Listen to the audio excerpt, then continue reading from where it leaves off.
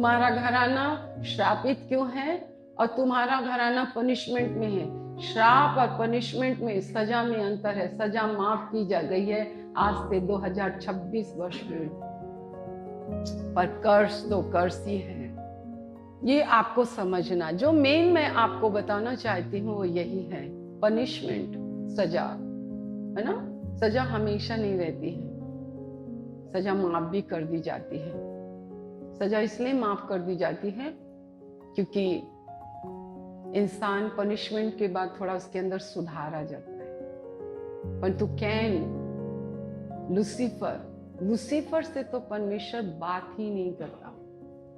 अगर आपसे परमेश्वर वचन के द्वारा, नबियों के द्वारा बात नहीं करता है, अंतिम समय में वो पुत्र के द्वारा बात करता है, स्वप्न और दर्शनों के द्वारा नहीं, वो पुत्र के द्वारा, वचन के द्वारा वो बातचीत करता है। वो बात नहीं करता। आप कितनी भी गुनाह से गुनाह करते चले जाएं, अगर आपको पनिशमेंट नहीं मिल रहा है, आप कर्ज में हैं। ये बहुत बड़ा डिफरेंस है आदम और कैन में। आदम कैन का बाप था, कैन आदम का बेटा था। आदम की अनाज्ञाकारिता का फल कैन था। क्योंकि आदम ने दिल तोड़ा, इसलिए कैन ने बाप का दिल तोड़ा। आदम ने परमेश्वर के साथ अच्छा व्यवहार नहीं किया, इसलिए कैन ने अपने बाप के साथ अच्छा व्यवहार नहीं किया। हाबिल बहुत अच्छा बेटा, प्रभु का भय मानने वाला था।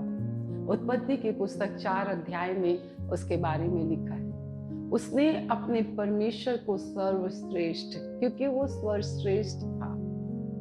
ये परमेश्वर का वचन है। उसने दिल तोड़ा। मेरा व्यवहार लौट कर मेरे ऊपर आता है, चाहे वो 50 साल बाद आए, चाहे 70 साल बाद आए, आएगा।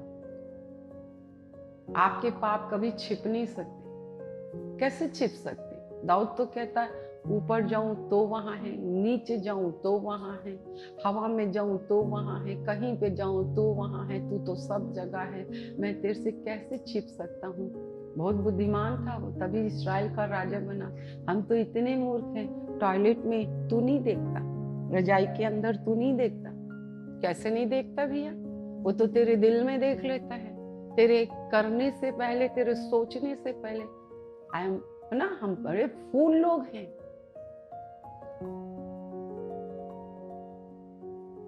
मैं कहां जाऊं तेरे से छिपकर।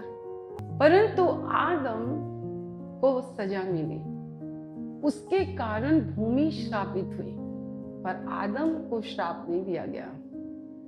आज भूमि श्रापित है, ऊंट कटारे उगाती है, पर जहां परमेश्वर के लोगों का पैर पड़ता है, बंजर भूमि फसल उगाने लग जाती है। परमेश्वर का धन्यवाद हो, बहुत बड़ा फर्क है। उसने कहा तू श्रापित है। आदम को श्राप नहीं मिला, कैन को श्राप मिला, क्योंकि उसने भाई ने हाबिल की, जो यीशु मसीह को दर्शाता है। शैतान का यही तो काम था, वो स्त्री के वंश में से होगा और वही तेरे सर को कुचलेगा। तू उसके एड़ी को दसेगा और अपनी एड़ी से वो तेरे सर को कुचलेगा। तो उसने देखा यही तो है, यही हाबिल तो है। और हाबिल से लेके जकरिया तक आप भविष्यवक्ता और भजन की पुस्तकों को पढ़ो तो आपको, नबियों की पुस्तकों में से पढ़ो तो आपको सिर्फ यही है, यही होगा। मूसा को उसने सबको मारा। और आज के युग में खरी शिक्षा देने वाले बहुत कम रह गए हैं। कानों की खुजली को दूर करने वाले बहुत लोग हैं। आपको मनोहर उपदेश चाहिए, आपको अच्छी अच्छी बातें करना है, पर हम इस फसा के पर में हम सलीब के बारे में सीख रहे हैं। अगर सलीब नहीं तो नहीं है।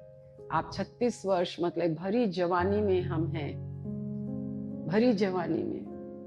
क्रूस तेरा निशान, आगे बढ़े जवान, पीछे मुड़कर देखना नहीं, यही है तेरी चट्टान। हमें सिखाया गया क्रूस तुम्हारा निशान है, यह मेरा निशान है।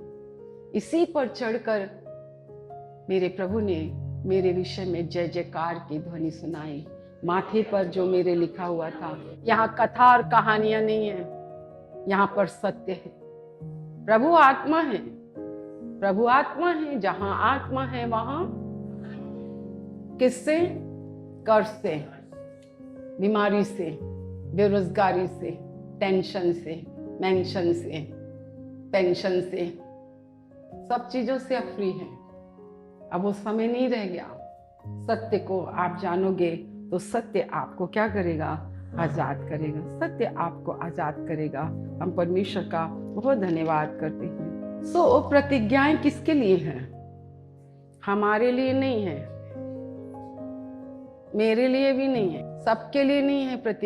प्रतिज्ञाएं उनके लिए हैं सलीब के साथ जिनका रिश्ता है। ये प्रतिज्ञा उनके लिए, जिनका सच में जबरदस्त जो है। यही तो बातें हैं। अद्भुत चिन्ह चमत्कार परमेश्वर ने आपको इसलिए दिखाया कि आप उसे जाने, उसे पहचाने। चाहे आपके हाथों से दिखाएं, चाहे वो किसी के हाथों से दिखाएं या लोगों के देखते दिखाएं। बहुत सारे लोग, दीन दुनिया के लोग चिन्ह चमत्कार के पीछे भाग रहे हैं। और अभी तो एंटी क्राइस्ट आएगा, 7 साल का होगा। 3.5 साल और 3.5 साल 2 में बटे हुए हैं। 3.5 साल तक क्या होगा? शांति शांति शांति। आपको लग रहा है सब कुछ भले के लिए वो कर रहा है। अपनी बाइबल को उठाओ और कहो, बाइबल भविष्यवाणी की पुस्तक है। इसमें आपका भी भविष्य है, संसार का भी भविष्य है, आने वाली बातों का भी भविष्य है। आपको किसी से पूछने की जरूरत नहीं है। और यीशु की आत्मा भविष्यवाणी की आत्मा। अगर मेरे अंदर यीशु मसीह की आत्मा है तो यीशु मसीह की आत्मा मुझे कल के बारे में, जैसे हम देख रहे हैं, सच्ची दाखला तब मैं हूँ, मेरा पिता किसान है। जो डाली मुझ में है वो अगर नहीं फलती है तो क्यों नहीं फल रही है, तो उसको काटता और छांटता है। फिर उसमें बहुत ध्यान लगाता है। वो भूमि चेंज करेगा, स्थान उसका तो चेंज नहीं कर सकते। उसमें और कितनी ऐसी पोषक खाद चाहिए उसको रखेगा, देखता हवा मिल रही है कि नहीं, पानी मिल रहा है कि नहीं, ये सब कुछ देखता है और उसको काटता है, छांटता है। ऐसे ही विश्वासी है। दुख, मुसीबत, संकट, परेशानियां हमारे जीवन में आती हैं कि हमको वो काटे और छाटे, और हमको उस स्थान पर वापस आना है, प्रभु के पास आना है और उसको जी लगाकर ढूंढना है। होता है ना, जब पेट भर जाता है, गाड़ी घोड़ा, ओहो आजकल तो इतने नौकरी करने वाले हो गए हैं कि पूछो मत। नौकरी प्रभु ने दिया, सास प्रभु ने दिया, तनख्वाह प्रभु ने दिया, सब कुछ प्रभु ने दिया। प्रभु के घर में नहीं है हम बाहर हैं। हम बाहर। परमेश्वर ऐसे लोगों को बड़े ध्यान से देखता है। वो तुम्हारे साथ ही साथ रहता है। तुम्हारी गाड़ी में रहेगा, तुम्हारी बातें सुनेगा, तुम्हारे लैपटॉप को देखेगा, तुम्हारे व्हाट्सएप को देखेगा, तुम्हारे फेसबुक को देखेगा। मजे तो अब आएंगे जब पूरा फेसबुक और पूरा व्हाट्सएप और पूरा तुम्हारे व्हाट्स गोइंग ऑन सब ऑफ होने वाला है। आज मैं आपसे कहती हूँ, ऐसे लोगों को तुम छोड़ सकते हो, तुम त्याग सकते हो। ऐ प्रेम, मैं तुझे कैसे छोड़ दूं? वो आपको कभी नहीं छोड़ेगी। इस्राएल को, यहूदियों को वो कभी नहीं छोड़ेगा। उनके अंदर जलन डालने के लिए उसने अन्य जातियों को साँट लिया कि उनके अंदर जलन हो। आज आपकी मेरी आंखें खुल चुकी हैं कि यीशु मसीह आ गया है। अब तो वो ऐश्वर्य के साथ बादलों पर मुझे लेने आएगा। यही मेरी आशा है। आखिरी नरसिंगा फूका जाएगा और ये पूरा संसार, एंटी क्राइस्ट का आना, जहां तक हम सोचते हैं बहुत जवान है वो, उसका तो पैदा भी हो चुका है। परमेश्वर के लोगों को छूना ये बेवकूफ लोग ही कर सकते हैं, मूर्ख कर सकते हैं। जो मूर्ख है वही करते हैं। मुझे बहुत अच्छा लगता हरान की वाइफ जेरेस के विषय में। तू सब कुछ तो कर रहा है मदर के, यहूदू के विषय में, पर मैं एक बात बताऊं, तो उनसे कभी जीत नहीं सकता। कितने गर्व की बात है अगर आप परमेश्वर के, मैंने जब बाइबल में पढ़ी, क्या ही धन्य है वो समाज, वो परिवार, वो राष्ट्र जिसका यहोवा परमेश्वर है। जहां बाइबल नहीं वहां तुम जाते हो, तुम श्रापित हो, तुम्हारा घराना श्रापित है। तुम पृथ्वी के हो इसलिए पृथ्वी की बातें करते हो। तुम आसमानी होते तो तुम आसमान की बातें करते। तुम पृथ्वी के हो इसलिए तुम पृथ्वी की बातों को जटोरते हो। तुम पृथ्वी में मिल जाओगे, परंतु हम तो आत्मिक हैं। हमारी देह भी जिएगी और हमारी आत्मा भी उठा ली जाएगी।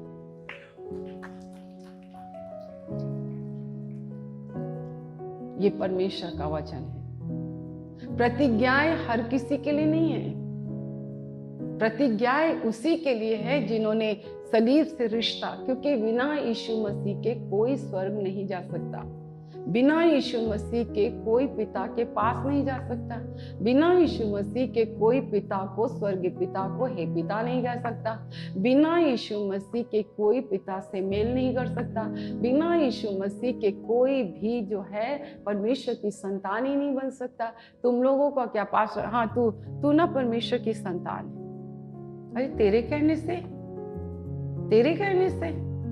यीशु कहता है बाप के पास जाके इसको बताया, और इसने क्या किया? यीशु मसीह को ग्रहण किया, यीशु की बातों को ग्रहण किया, यीशु की शिक्षा को ग्रहण किया। उनके विषय में गवाही मैं नहीं, यीशु मसीह देगा। ये जो है ना एच ब्लॉक में रहते हैं, पहले वहां रहते थे, पहले वहां रहते थे, पहले वहां रहते थे, पहले वहां रहते थे, फिर तूने उनको भेजा, तूने यीशु को भेजा, उनके इस घर में भेजा, और उन्होंने ज्योति से ज्यादा अंधकार को नहीं, अंधकार से ज्यादा उसने ज्योति को ग्रहण किया। मैं उसके घर आया, उसने मुझे ग्रहण किया, और इसलिए यीशु मसीह ने पिता के सामने आपको परमेश्वर की संतान होने का अधिकार दिया। कितने लोग ऐसे गवाही रखते हैं कि यीशु मसीह ने आपको पिता के सामने गवाह रखा। अब आपके ऊपर है, क्या तुमने शिक्षा ग्रहण की?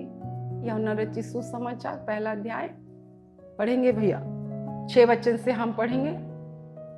एक मनुष्य परमेश्वर की ओर से उपस्थित हुआ जिसका नाम यूहन्ना था। वो गवाही देने आया कि ज्योति की गवाही दे, ताकि सब उसके द्वारा विश्वास लाएं। वो आप तो वे ज्योति ना था, परंतु उस ज्योति की गवाही देने के लिए आया था।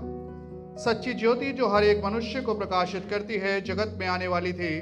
वो जगत में था और जगत उसके द्वारा उत्पन्न हुआ, और जगत ने उसे नहीं पहचाना। वो अपने घर आया और उसके अपनों ने उसे ग्रहण नहीं किया, परंतु जितनों ने उसे ग्रहण किया उसने उन्हें परमेश्वर की संतान होने का अधिकार दिया, अर्थात उन्हें जो उसके नाम पर विश्वास रखते हैं। वे ना तो लहू से, ना शरीर की इच्छा से, ना मनुष्य की इच्छा से, परंतु परमेश्वर से उत्पन्न हुए हैं। क्या आप परमेश्वर से उत्पन्न हुए? प्रश्न चिन्ह। चिन्ह चमत्कार आपने देखा, आपने विश्वास किया।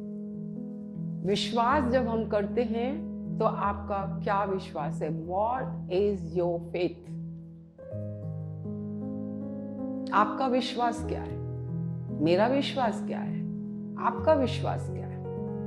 जो परमेश्वर से उत्पन्न हुआ, पढ़ेंगे भैया फिर से 6 वचन से। एक मनुष्य परमेश्वर की ओर से उपस्थित हुआ जिसका नाम यूहन्ना था। वो गवाही देने आया कि ज्योति की गवाही दे, ताकि सब उसके द्वारा विश्वास लाएं। वो आप तो वे ज्योति ना था, परंतु उस ज्योति की गवाही देने के लिए आया था। सच्ची ज्योति जो हर एक मनुष्य को प्रकाशित करती है जगत में आने वाली थी। वे जगत में था और जगत उसके द्वारा उत्पन्न हुआ, और जगत ने उसे नहीं पहचाना। वो अपने घर आया और उसके अपनों ने उसे ग्रहण नहीं किया, परंतु जितनों ने उसे ग्रहण किया उसने उन्हें परमेश्वर की संतान होने का अधिकार दिया। यीशु का जन्म क्यों हुआ? मेरे पापों से मुझे उद्धार देने के लिए। कितनी शर्म की बात है कि मैं जानती हूँ मेरे पापों के लिए जन्मा, क्योंकि मेरे पापों को छुटकारा देने के लिए कोई नहीं था। हम विनती करते हैं इस तेल और छल के लिए, यीशु के नाम से यीशु का लहू बचाए, यीशु के नाम से यीशु का लहू बचाए, यीशु के नाम से यीशु का लहू बचाए। और जब वो लोग पिए तो सचमुच में वो चंगे हो जाए, वो चंगे हो जाए। हमारे परमेश्वर पिता का प्रेम, प्रभु यीशु मसीह का अनुग्रह और पवित्र आत्मा की सहभागिता जब तक यीशु बात न पनाए हम सबों के ऊपर होती रहे, और एक साथ कहें आमीन आमीन।